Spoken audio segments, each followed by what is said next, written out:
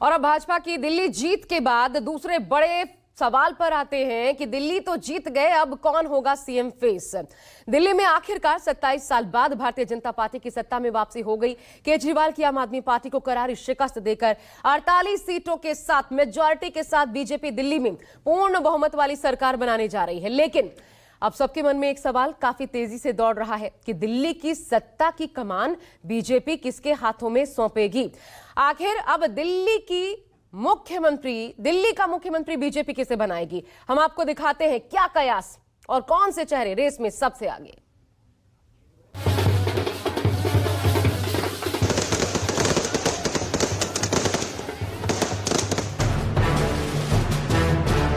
हमारे आदरणीय प्रधानमंत्री श्रीमान नरेंद्र मोदी जी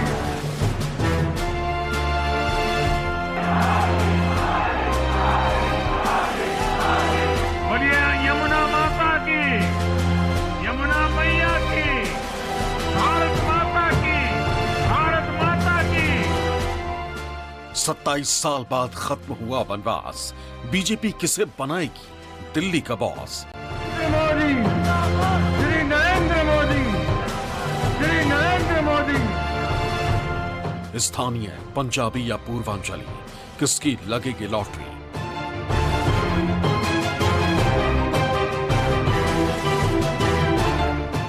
जीत गए दिल्ली की रेस, अब कौन सीएम फेस।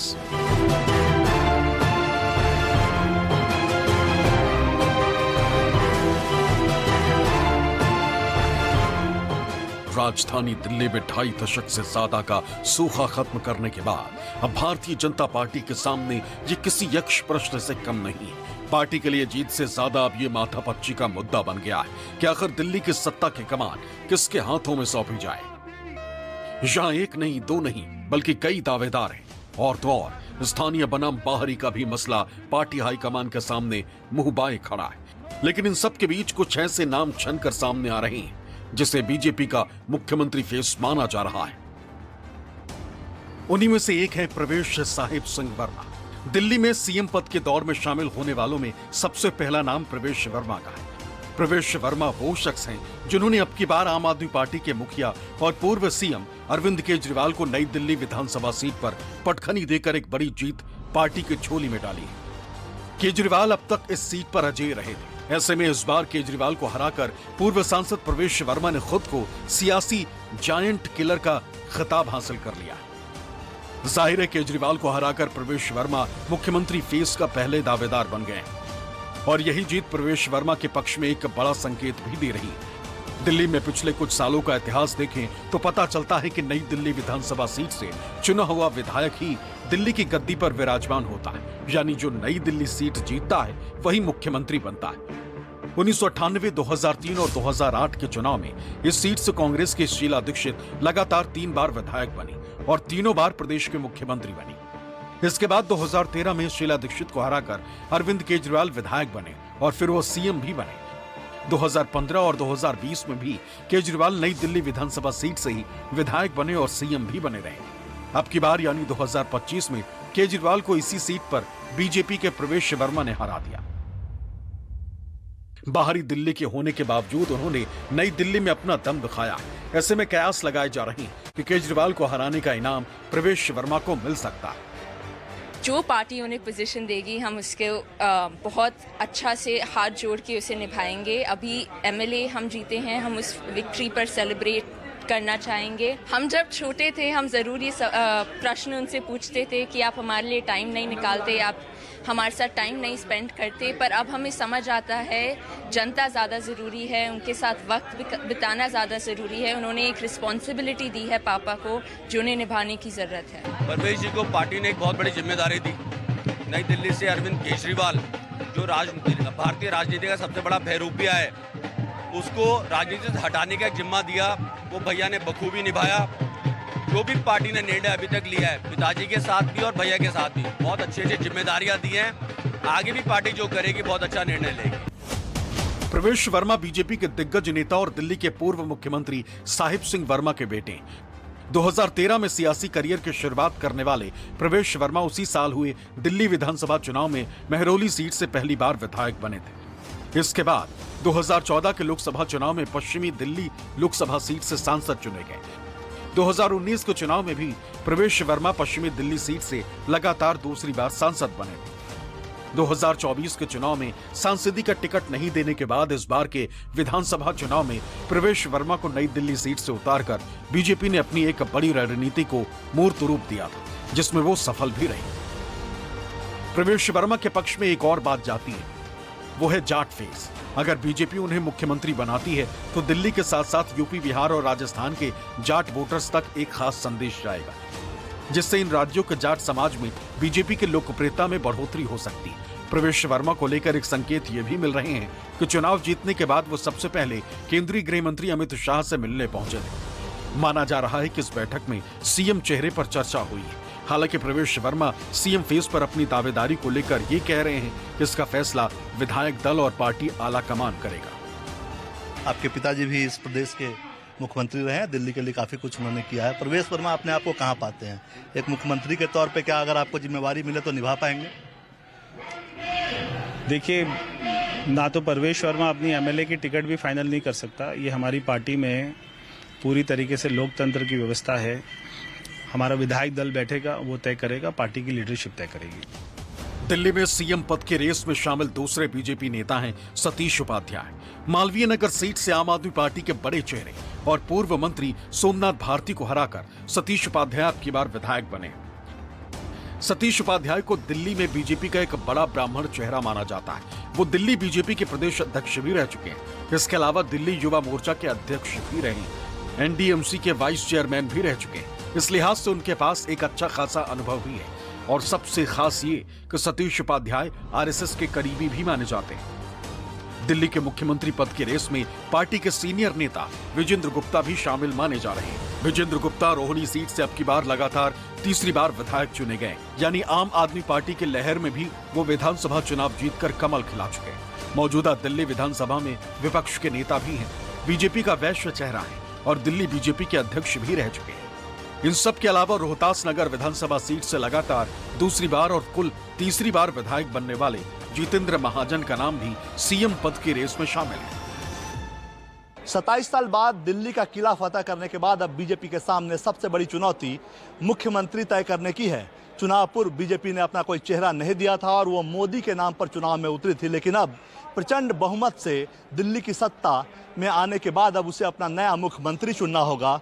सबसे बड़ी वजह दिक्कत में ये है कि यहाँ लोकल स्तर पर भी कई लॉबी है। इसके अलावा बाहरी नेताओं का भी काफ़ी दबदबा है, इसमें भी कई लॉबी है।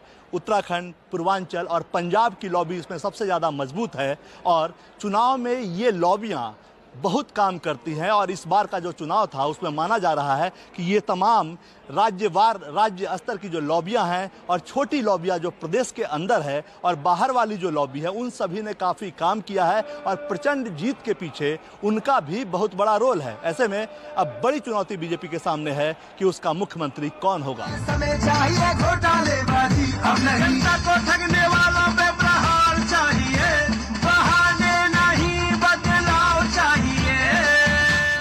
यही वजह है कि दिल्ली के सीएम की लिस्ट में मनोज तिवारी का नाम भी शामिल माना जा रहा है। मनोज तिवारी मौजूदा वक्त में नॉर्थ ईस्ट दिल्ली से सांसद है। वो लगातार इस सीट से 3 बार बीजेपी का कमल खिला चुके हैं। इससे पहले मनोज तिवारी दिल्ली बीजेपी के अध्यक्ष भी रह चुके हैं। लेकिन सबसे बड़ा और खास फैक्टर ये है कि मनोज तिवारी इस वक्त बीजेपी में सबसे बड़ा पूर्वांचली चेहरा है। पूर्वांचली वोटरों पर उनकी अच्छी खासी पकड़ मानी जाती है। यही वजह है कि 2024 के लोकसभा चुनाव में मनोज तिवारी एकमात्र ऐसे सांसद रहे जिनका बीजेपी ने टिकट नहीं काटा था, जबकि बाकी के अपने सभी 6 सिटिंग सांसदों का टिकट बीजेपी ने काटकर नए चेहरे को मैदान में उतारा था। और माना जा रहा है कि अब दिल्ली विधानसभा चुनाव में बीजेपी की इस बम्पर जीत में भी पूर्वांचली वोटर्स का सबसे अहम योगदान है, जिसमें मनोज तिवारी ने काफी मेहनत की। दिल्ली की जनता ने जो प्यार आशीर्वाद दिया है मोदी की गारंटी को, वो कमाल है, उसको बारंबार प्रणाम है। दिल्ली की जनता ने विश्वास किया है मोदी जी की गारंटी पर, नरेंद्र मोदी जी के डबल इंजन पर, और हम दिल्ली को वैसे सजा करके देंगे। अब इसके लिए आगे बढ़े। इसके अलावा दिल्ली के सीएम फेस की लिस्ट में आशीष सूद का भी नाम शामिल है। आशीष सूद जनकपुरी से पहली बार विधायक चुने गए। वो इससे पहले डीयू के अध्यक्ष पार्षद और दिल्ली बीजेपी के महासचिव भी रह चुके हैं। मौजूदा वक्त में गोवा के प्रभारी और जम्मू कश्मीर के सह प्रभारी। जम्मू कश्मीर विधानसभा चुनाव में उन्होंने अहम भूमिका निभाई थी। केंद्रीय नेतृत्व के साथ भी आशीष सूद के अच्छे संबंध बताए जा रहे हैं। सबसे खास बात यह है कि पार्टी के पंजाबी चेहरे हैं। कुल मिलाकर देखें तो मुख्यमंत्री पद की रेस में कई नाम शामिल हैं, जिससे पार्टी आलाकमान की चिंता बढ़ सकती है। ऐसे में कठिन परिस्थितियों में भारतीय जनता पार्टी के पास एक ट्रम्प कार्ड भी। पिछले कई चुनावों में ऐसा देखा गया कि बीजेपी चौंकाने वाले फैसले करने में माहिर है। ऐसे में दिल्ली विधानसभा चुनावों में बीजेपी को जो बड़ी बढ़त मिली है, उसमें खबर ये भी सामने आ रही है कि आखिर बीजेपी दिल्ली में किसी महिला उम्मीदवार को सीएम के तौर पर प्रोजेक्ट कर सकती है। ऐसा करके बीजेपी एक तीर से दो निशाने साध सकती है। एक तो इससे एक बड़ा संदेश ये जाएगा कि वो आधी आबादी के नेतृत्व में विश्वास रखती है, और वहीं दूसरा संदेश ये कि जो समुदायों में एक तनाव है उसको भी वो इस फैसले से घटा सकती है, यानी कि जाट वर्सेस गुज्जर और पंजाबी वर्सेस पूर्वांचली। तीसरी बात यह भी है कि बीजेपी के पास इस वक्त महिला सीएम बनाने के लिए कई तेज तर्रार योग्य कैंडिडेट हैं, जो भविष्य में बीजेपी के लिए एसेट बन सकती है। इनमें शालीमार बाग से विधायक बनी रेखा गुप्ता, सांसद बांसुरी स्वराज, पूर्व सांसद मीनाक्षी लेखी और स्मृति ईरानी का भी नाम लिया जा रहा है। चौथी बात यह कि दिल्ली में महिलाएं आम आदमी पार्टी की बहुत बड़ी सपोर्टर रही। ऐसे में उसकी काट भी महिला सीएम के जरिए संभव हो सकेगी। नारी शक्ति का आशीर्वाद हमारा सबसे बड़ा रक्षा कवच है।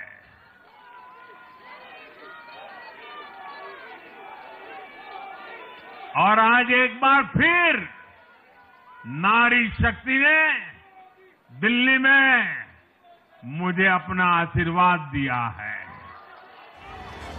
खैर, अब ये सब तय बीजेपी के शीर्ष नेतृत्व को करना है। दिल्ली में भाजपा का मुख्यमंत्री बनना तय है, ये मैं आपसे कई दिनों से कह रही थी। जब से चुनाव शुरू हुआ है, दिल्ली की जनता का विश्वास में उनकी आंखों में नजर आया। प्रधानमंत्री नरेंद्र मोदी जी के 10 साल के काम और दिल्ली में अरविंद केजरीवाल जी की 10 साल की दुर्दशा सामने थी, और उसी पर यह चुनाव हुआ। और दिल्ली की जनता ने विकास के नाम पर भाजपा को, प्रधानमंत्री नरेंद्र मोदी जी के विजन को वोट दिया है, और ये हम कार्यकर्ताओं के लिए, भाजपा के लिए सम्मान की बात। बहरहाल, अब बीजेपी दिल्ली की सत्ता की कमान किसके हाथों में सौंपती है, ये तो आने वाला वक्त ही बताएगा।